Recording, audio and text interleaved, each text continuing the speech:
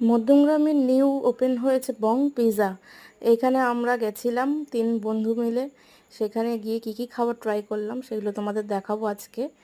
ফার্স্টেই আমরা যেটা নিয়েছিলাম সেটা ছিল রিফ্রেশিং বেশ মকটেল ছিল। জায়গাটা তো খুবই সুন্দর, তোমরা দেখো। এখানে একটা ইউনিক ব্যাপার, এই যে ট্রেনে করে এখানে সমস্ত খাবার সার্ভ হয়।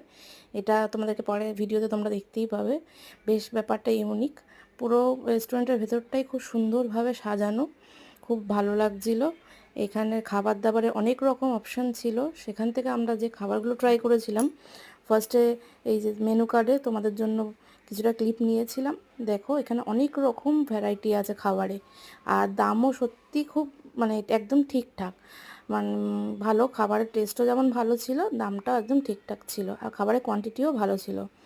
তা ফার্স্টে আমরা নিয়েছিলাম মকটেল। এই যে 3 রকমের মকটেল ছিল। মকটেলগুলো মোটামুটি অল ওভার ভালোই ছিল। তারপর এই যে নুডলস নিয়েছিলাম, এটা ছিল ড্রাগন নুডলস।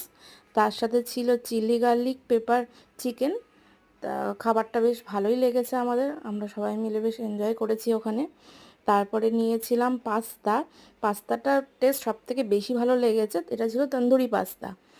পাস্তাটা ট্রাই করার পর খুবই ভালো লাগছিলো, মানে এতটা সুন্দর বানিয়েছিল, খেয়ে খুবই ভালো লাগলো। তারপর নিয়েছিলাম একটা স্যান্ডউইচ।